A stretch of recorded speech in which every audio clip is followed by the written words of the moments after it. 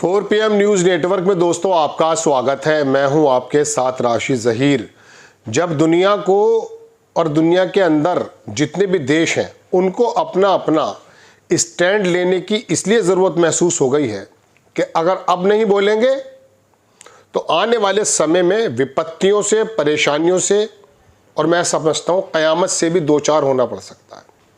Suppose कीजिए, ईश्वर ना करे, अगर ईरान और इजराइल के बीच में कोई न्यूक्लियर वॉर चल जाए तो आप क्या समझते हैं कि उसके असरात, उसकी रेडिएशंस हमारे तक नहीं पहुंचेंगी। सपोज कीजिए कि ईरान का झगड़ा जो है स्ट्रेट ऑफ हॉर्मज़, वो एक ऐसा रास्ता जहां पर दुनिया के तमाम देशों को कारोबार होता है, ईरान उसको बंद कर दे तो हमारे यहाँ तेल महंगा हो जाएगा, महंगाई हो जाएगी, तो क्या हम इफ़ेक्ट नहीं होंगे। तो अब ये ग्लोबल पूरा का पूरा जो एक सिनेरियो है ना, वो पुराने ज़मानों में, पुरानी सदियों में तो हो सकता था, लेकिन अब ऐसा नहीं हो सकता कि साहब आप सोच रहे हैं कि नहीं साहब हमारा घर तो सेफ़ है लिहाजा हमें बोलना नहीं है। और फिर उसके ऊपर एक मसला ये है कि साहब हम भिस गुरु हैं। मैं विश्व गुरु की जगह भिस गुरु कहता हूँ।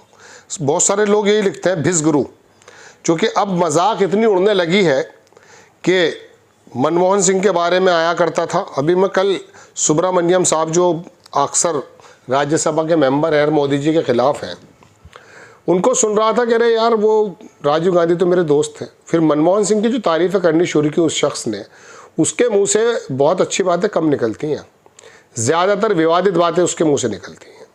लेकिन मनमोहन सिंह के बारे में उसका आदर भाव देख करके मुझे लगा कि वाकई एक महान पर्सनैलिटी थे हमारे पूर्व प्रधानमंत्री मनमोहन सिंह। बराक ओबामा, दुनिया उनको सुनती थी। खैर वो एक अलग बात है। तो दोस्तों खैर मैं अपनी बात पर आता हूँ कि ये ईरान का जो इजराइल का कॉन्फ्लिक्ट है, युद्ध है, ऐसा नहीं है कि हम अछूते रह जाएंगे, हमारे रीजन के अंदर ही चल रहा है। तो ऐसे में अपना स्टैंड होना चाहिए। ईरान से पहले मैं थोड़ा सा ताल्लुकात आपको बता दूँ दोस्तों। ईरान हमारे पक्ष में हमेशा रहा। हमारा इन्वेस्टमेंट ईरान के अंदर है। $450 मिलियन का अगर हम मिसाल के तौर पे उसको निर्यात करते हैं तो $1.24 अरब का हम उसको जो है इंपोर्ट करते हैं। और हमारे यहाँ से पेट्रोकेमिकल्स हैं, एग्रीकल्चर्स हैं, कुछ इस तरह के इक्विपमेंट्स हैं वो हम भेजते हैं, इलेक्ट्रॉनिक और सॉफ्टवेयर वगैरह। वहाँ से हमें सीमेंट, मेवे, कुछ इस प्रकार की चीज़ें आती हैं। तो और दूसरी बात, हमारा इन्वेस्टमेंट है वहाँ ग्वादर पोर्ट पाकिस्तान का जो है, उसके मद्देनज़र हमने चाबहार में इन्वेस्ट किया है। बहुत बड़ा इन्वेस्टमेंट है वो। तो ऐसे में अगर ईरान, हम ये नहीं कह रहे कि इस वजह से बोलिए, आप इसलिए बोलिए, भारत सरकार से ये सोनिया गांधी का लेख है जो मैं लेकर आपके सामने हाजिर हुआ हूँ कि it is still too late. बहुत देर कर रहे हैं आप, दुनिया में अलग थलग पड़ रहे हैं। चूँकि हमने अपनी विदेश नीति, अपनी कूटनीति, जो हमारा स्टैंड था, उससे मोदी सरकार ने दरअसल थोड़ा सा गुरेज किया है। अमेरिका के मद्देनज़र, उसके इन्फ्लुएंस में आकर के हमने ये काम किया कि हम अपने पड़ोसी को खोते जा रहे हैं। सोनिया गांधी का एक लेख आया दोस्तों, उसके अंदर उन्होंने वो तमाम नरसंहार बताया जो इसराइल गजा में और ईरान में कर रहा है। और उन्होंने कहा कि हमारा स्टैंड फ़लस्तीन के साथ क्या था, हमारा स्टैंड ईरान के साथ क्या था। मेरे कहने का मतलब ये कि ये कांग्रेस आई भी बड़ी देर में बोली, लेकिन ये अखिलेश यादव बोलते थे क्यों डर रहे हैं, ममता बनर्जी क्यों डरती हैं, केजरीवाल क्यों डरता है। ये देखें, ये it is still not too late for Indians voice to be heard. मतलब आप जो है ना इतने लेट ना हो जाएं। सबसे नीचे इसको पढ़ेंगे अगर आप, तो इसके अंदर ये लिखा कि इंडियाज़ डिस्टर्बिंग स्टांस, इसमें लिखा ह्यूमैनिटेरियन, और जो तबाही चल रही, Narendra Modi government has all but अंधभक्त India long standing and principled commitment on peaceful two state solution. हमारा स्टैंड हुआ करता था 2 स्टेट सॉल्यूशन पे, लेकिन इन लोगों ने क्या आलम कर दिया है आप जानते हैं। सॉरी, मैं अबेंडेंट पढ़ की जगह अंधभक्त पढ़ गया था। वन इनविजन इसमें लिखा independent Palestine living side by the with Israel mutually security. पूरी बात यह है कि मोदी ने फ़लस्तीन के उस स्टैंड को, जो हम एक ज़माने से कहते हैं 2 स्टेट सॉल्यूशन के बारे में, उससे पीछे हुए हैं, बोले नहीं है। शंघाई कॉपरेशन हो या यूएनए में बोलने की बात हो, उस नरसंहार पे नहीं बोले जिस पर दुनिया बोली है। इंसानियत का तकाजा भी तो होना चाहिए ना। हम इसी रूप से जाने जाते हैं। सिर्फ इसलिए नहीं बोल रहे कि कहीं अमेरिका पापा नाराज़ ना हो जाए। देखिए दोस्तों, बात यह है कि हमें अपने पड़ोसियों से बना कर रखनी है। अटल बिहारी वाजपेयी का वो वक्तव्य सभी को याद होगा कि दोस्त तो अपनी मर्ज़ी से बना सकते हैं, लेकिन पड़ोसी अपनी मर्ज़ी से ना हटा सकते हैं ना बना सकते हैं। पड़ोस तो पड़ोस होता है। और आपने अगर पड़ोसियों में भी वो वाली बात नहीं रखी जो इस समय मैं बारहा बता चुका कि चीन पाकिस्तान को तो छोड़ दीजिए, आसियान मुल्क के बारे में आज क्या कह रहे हैं हमारे मिनिस्टर, बताइए। बात यह है कि हम तो किसी को अपने पक्ष में लाने को तैयार नहीं है। मैंने बहुत पहले 2-2.5 साल पहले एक एपिसोड बनाया था, उसमें मैंने कहा था चीन को कैसे काउंटर किया जाए। देखिए दोस्तों, ये फिलीपींस और ये इंडोनेशिया और ये मलेशिया और ये तमाम जो मुल्क हैं, और ताइवान है और इधर है तमाम चीज़ें हैं, वियतनाम है, सारी चीज़ें मुल्क हैं इधर।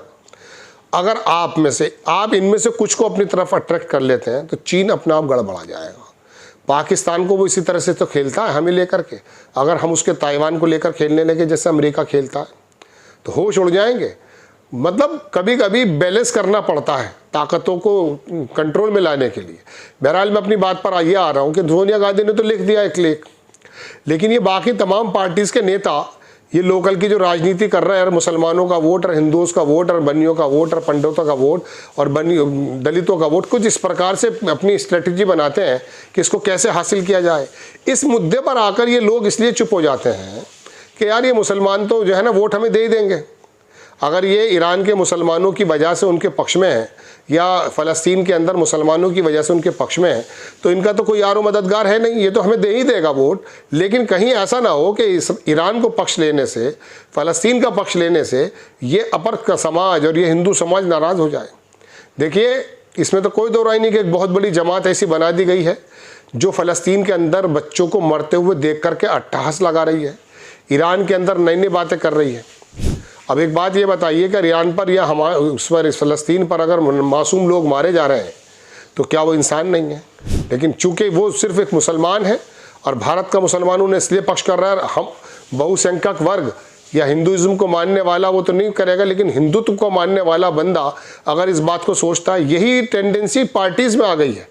मेरा सवाल दरअसल ममता बनर्जी, केजरीवाल और स्टालिन और जो है इन लोगों से, सोनिया गांधी और कांग्रेस ने तो अपना पक्ष थोड़ा बता दिया है, लेकिन आपको क्या डर है?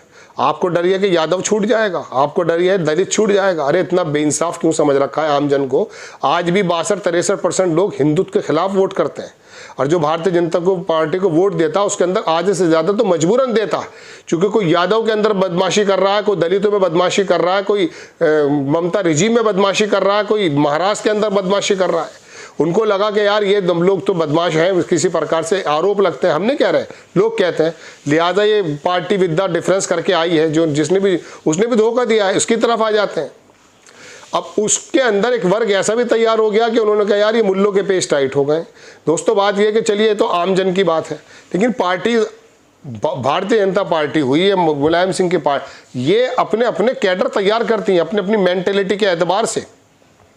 आप लोग स्टैंड लेते, आप लोग ईरान के साथ आते, मैं सिर्फ अर्थव्यवस्था के एतबार से नहीं कह रहा हूँ, स्टेट ऑफ हॉर्मस की वजह से नहीं कह रहा हूँ, मैं तो इंसानियत ह्यूमैनिटेरियन की वजह, ह्यूमैनिटी की वजह से कह रहा हूँ। आप लोग क्यों स्टैंड नहीं ले रहे? चूंकि आप डरते हैं कि आपसे ये छूट जाएगा। सोनिया गांधी का लेख आया तमाचा उन लोगों पर, कांग्रेस आई का ये लेख आया तमाचा उन लोगों पर जो जातीय और छोटे छोटे लेवल पे अपने मुफाद परस्ती के चक्कर में दुनिया में आए हुए क्राइसिस को, नरसंहार को दरकिनार कर रहे हैं। ये गलत है। आपको खबर कैसी लगी अपनी राय कमेंट्स बॉक्स में ज़रूर दीजिए। चैनल को सब्सक्राइब कीजिए, शेयर कीजिए। नेक्स्ट टाइम में किसी खबर के साथ हाजिर होता हूँ। जय हिंद।